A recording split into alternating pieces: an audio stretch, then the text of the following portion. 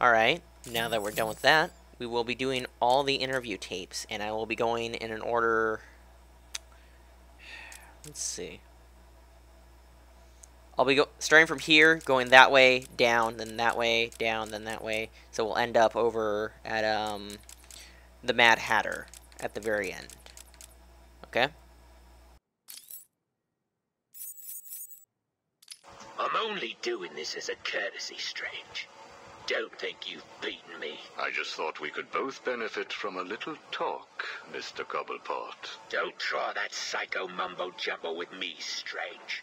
I'm not like the other crazies. Of course not. After all, considering the challenges you faced. Challenges? What freaking challenges? You're no better than me. No one is. I own this place. Well, to be clear, I allow you certain freedoms, but let's continue. Why do you feel the need to own anything? I believe it is a mechanism to compensate for some childhood inadequacy. You were friends with the Waynes, correct? I was.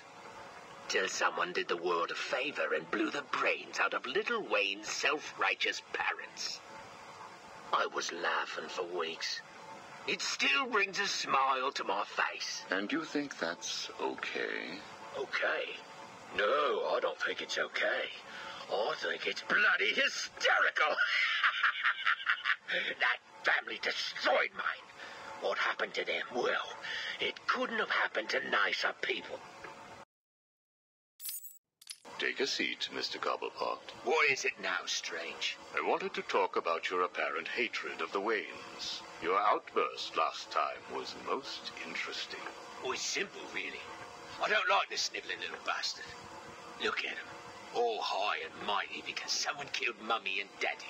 Most people look upon him with sympathy. No, they don't. They're jealous. Jealous of his money, his cars, his women. He lost the sympathy vote when he vanished for all those years. I can't tell you how much I hoped he was visiting his dear Mum and Dad. Where do you suppose he went? How am I supposed to know? Let us move on, then. No. It's time that you do something for me. And what is that? Here's a list. Told you, Strange. No more little questions until you give me what I want. Take a look, Mr. Cobblepot. Here is a purchase order for the various firearms you require. I must say, you chose an exotic selection. I only take the best. A wise strategy. So what's yours? Excuse me? What are you up to? Why would you give me of all people, guns, explosives, all this stuff? Arkham City is an experiment, Mr. Cobblepot. A new way of thinking. We've separated you from society, so I am more than willing to study the results if you all just decide to kill each other. Besides, your feud with the Joker is intriguing. I was here first. I bought my museum in the Iceberg Lounge fair and square. It was you and that mayor who stuck us all together. Again, you refer to owning things. Quite fascinating. I believe we gave you the opportunity to leave. And take over my turf. Never.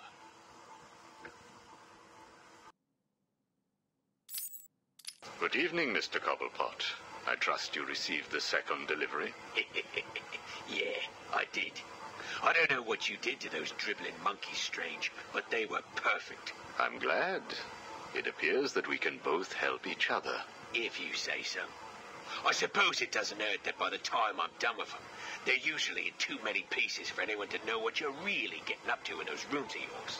I have no idea what you are talking about. Of course not. So, Hugo. The clown. Is he really dying? It appears so. Self-inflicted, of course, but yes, he is. He has Mr. Freeze working on a potential cure, but I am sure neither of us want him to get his hands on it, do we? We're ready. Good. Now, one last thing. Your face. It's beautiful, isn't it? The eye. I believe it was the result of a bar brawl, correct? Ah, Torag got lucky. He got his, though. He took my eye. I took both of his. Left him trying to walk across the Gotham freeway at rush hour. Hilarious. You're a rich man, Mr. Cobblepot. You could have had that glass removed. They said it was impossible. And what the hell? I think it gives me a more unique look. Know what I mean? Now, where is Freeze? He's right here, in the room next door. You can take him with you. Are you familiar with the term Napoleon complex? No. What is it? It's nothing. Oh, and one last thing. Here is a list of 10 prisoners I believe work for you. Yeah? So what? You want to saw their heads open and scoop out their brains too? No. I just thought you'd like to know that they are all in the employ of the GCPD. What? I believe you know what to do with them. I don't like being spied on, Mr. Cobblepot. Good night.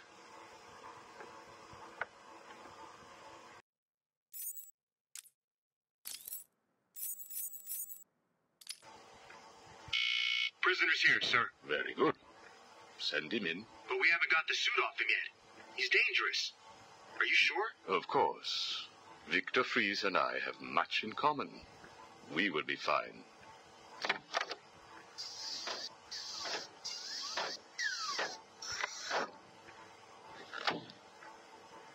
Welcome to my facility. Please, take a seat. I prefer to stand. Why am I here? Oh, Victor, there will be plenty of time for that later. Right now, I wish to get to know you. Discover how you came to have such a frosty outlook on life. I have nothing to say to you. You may have taken my weapons, but my suit still has considerable offensive capabilities. I will freeze the marrow in your legs. Each bone will shatter and fracture while you remain completely aware of your impending paralysis, begging me to end you. I don't think that you will do that, Victor. Really? Why not? Simple. If you hurt me, your wife will die. Where is she? Where is my wife? Nora is in safe hands. Now, let's discuss an incident from your childhood. No. Then this is over. Guard. Wait. What do you wish to learn? Your early years were troubled. I was not a sociable child, but that is all. Even your parents disowned you. They sent you away to a reform school, correct? They did not understand my work. Your work? According to a police report, you froze over a dozen of your neighbor's pets. I have always had an interest in cryonic preservation. I didn't understand why my parents allowed our sick pets to die instead of attempting to save them. So I set about finding my own way. I intended to revive all of those creatures. But you didn't. Which brings us to Nora.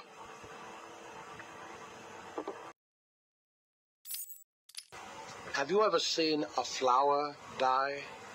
Watched something that was once so beautiful, so full of life, collapse and rot from within? You refer to Nora's illness. It seems like yesterday when I first found her. It all happened so quickly. Suddenly, I was losing her. Did you seek help? What about your employer, GothCorp? I hid it from them, diverting resources from GothCorp's research in an attempt to find the cure. But in the end, I failed. Time was running out. I knew that if I was discovered, Nora would die. Why take that risk? Do you know what it is to love someone? To really love them? No. Nora was all I could think of. I reran the diagnostics, re-examined every detail from every angle, certain that I had missed something. I cursed myself for being so blind, so stupid. Surely there was a cure. I just needed more time. Then I realized what I had to do. I had worked without sleep for a week. My needs didn't seem important. Sleep didn't matter. Food didn't matter. There was only her. I looked at Nora and I told her that I loved her. She told me there was nothing I could do, that we should just accept fate. She smiled her beautiful smile as she said it. I promised to cure her, and then I pressed the button. You cryogenically froze her, keeping her on ice, so to speak, while you worked on a cure. It broke your heart, but now you had all the time in the world. Did you feel relieved?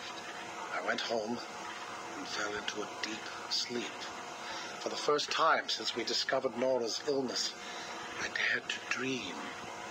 But for weeks I had ignored my superior's attempts to contact me.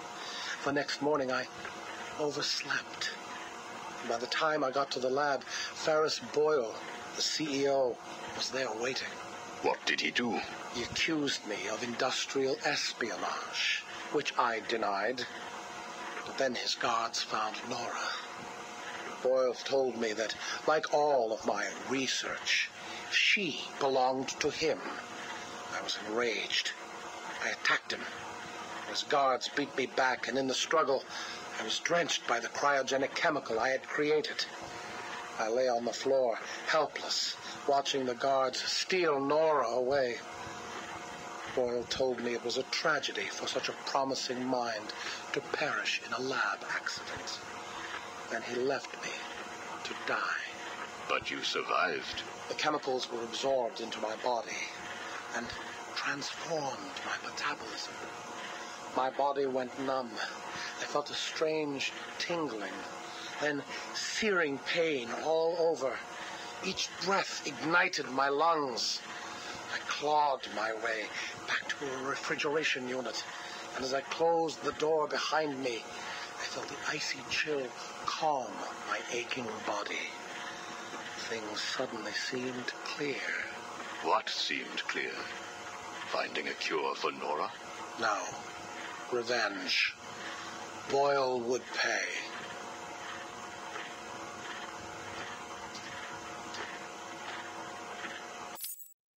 You failed to kill Ferris Boyle, though, didn't you? Yes. Why? You know why. Batman. Though he did return Nora to safety. Until you got her. See? There you go. Blame me. Blame your parents because you failed to revive the neighbor's pets. Blame Ferris Boyle for spoiling your plans to cure Nora. Blame Batman for stopping your revenge against Boyle.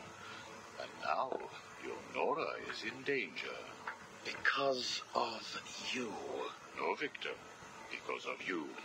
You have always had a heart of ice. You stole people's pets. You stole GothCorp resources. And since then, you've stolen so much more for your own selfish scientific inquiries.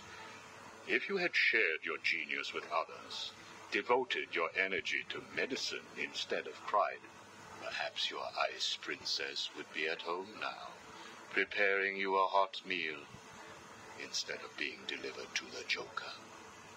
No! You could have saved Nora a long time ago, Victor. It's all for her. Everything. I will get her back. And when I do, I'm coming for you. Thank you. We are done now. Nora.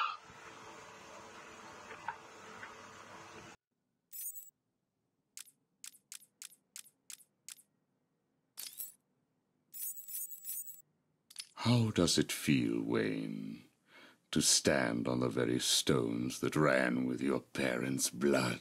Do you feel sad, full of rage? Or does that outfit help bury your feelings, hiding your true self? Oh, you are a truly extraordinary specimen. I look forward to breaking you.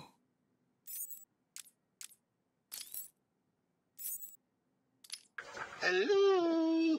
Anyone in there? No sense of humor. Ah, the strong and silent type, eh? Think you're safe behind that mask? Give me 20 minutes and a can opener, and I'll have you whimpering like a schoolgirl. You might like it. That's enough, patient. Guard, leave us. Yes, sir. Good afternoon. My name is Professor Hugo Strange. And you are... Two-Face. Catwoman. Batman. We can play these games as long as you like. Great. I love games. Not in my facility, you won't. I am offering you this opportunity to make a deal. I am fully aware of your condition. The last thing you have is time. But I can make your final days more comfortable. And in return, I'd be giving you... I wish to study you. I need to know why you are the way you are. I don't have long, Doc. You're going to need more than some psycho mumbo-jumbo to get to the bottom of what's wrong with me. Oh, I have more than that. Much more. So, do we have a deal? How are you feeling today? You promised me another doctor, Strange. Maybe you shouldn't have killed the one I sent last week. What made you do it? Fish gotta swim, birds gotta fly. Besides, it was worth it to see the look on her face. Hey, you know what? I think I've got a piece of it here in my pocket. You are trying my patience. That was the third doctor you've killed. Well, keep on sending them, Doc. I'm trying to break my record. I think it is time for you to do something for me. Name it, Doc. Tell me how you came to be. Explain what made you what you are today. How you come to be sitting across the table from me. Dying. Is that all? Well, I guess you could say I once had a very bad day. Really? Go on. It was a Thursday night. Things had been getting worse. I was 3 days from the bank foreclosing on my home.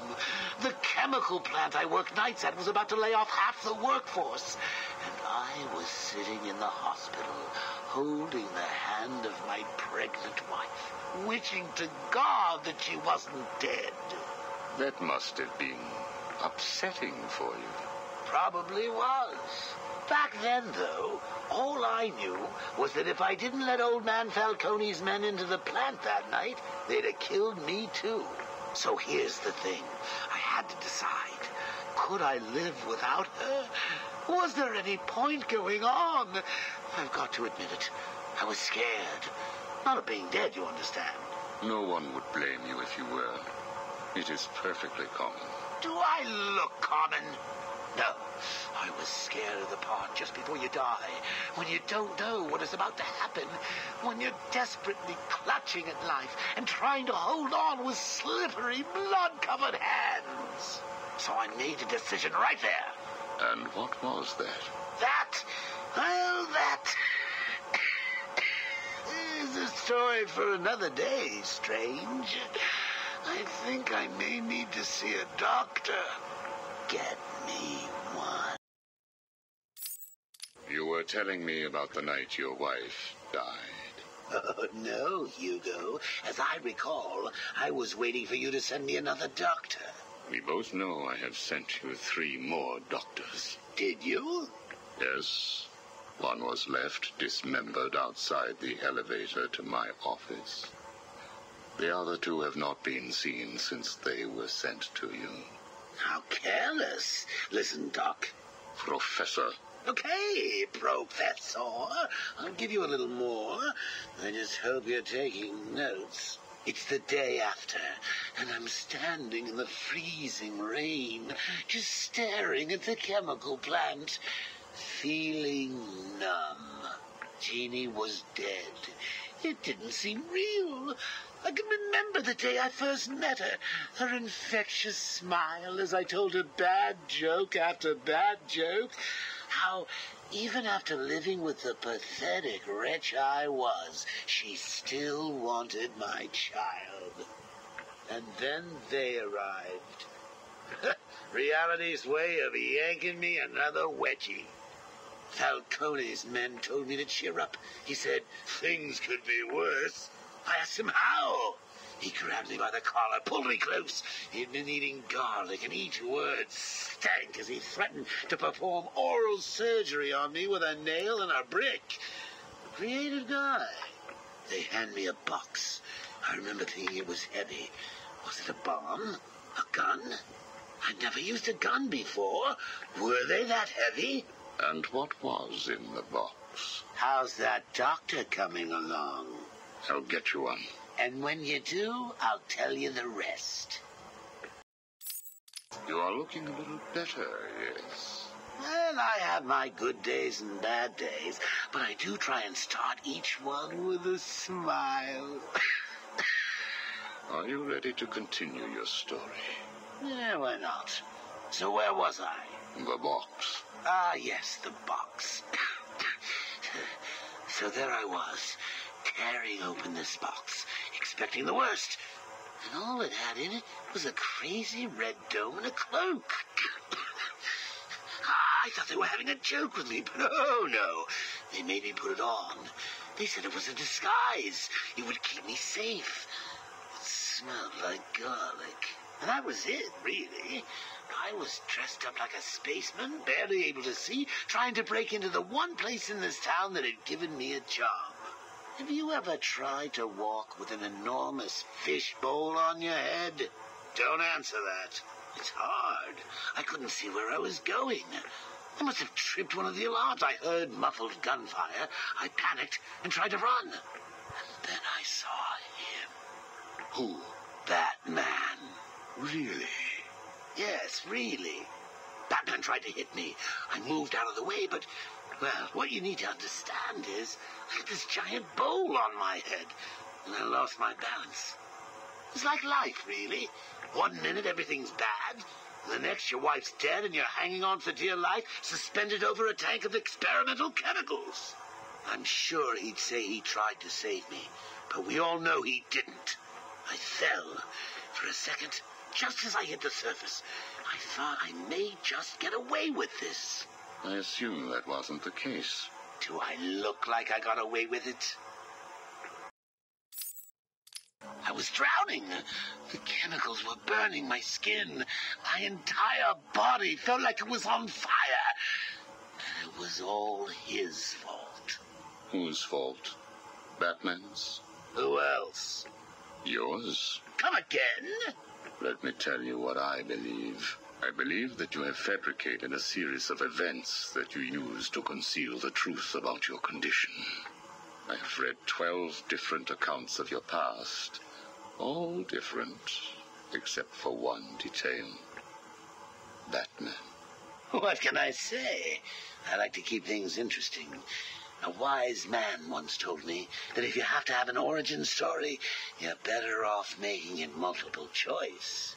And never facing up to the truth of what happened. What you did. How you got here. Oh, I know exactly how I got here. A big truck brought me here from Arkham. You remember the asylum, don't you? Of course. Well, good. Because I'd hate to think that I'd fabricated seeing you watching me in my cell all those times. Excuse me? Hugo, you merry maniac. You were obsessed with me. You all were trying to get in here. Next thing you'll tell me it wasn't you who sent old Sharpie over the edge. Nice work, by the way. Thank you. So here's the thing. If you want to make sure that no one else finds out about your past, you should stop poking your nose into mine. Oh, and send me another doc. I think I need a second opinion.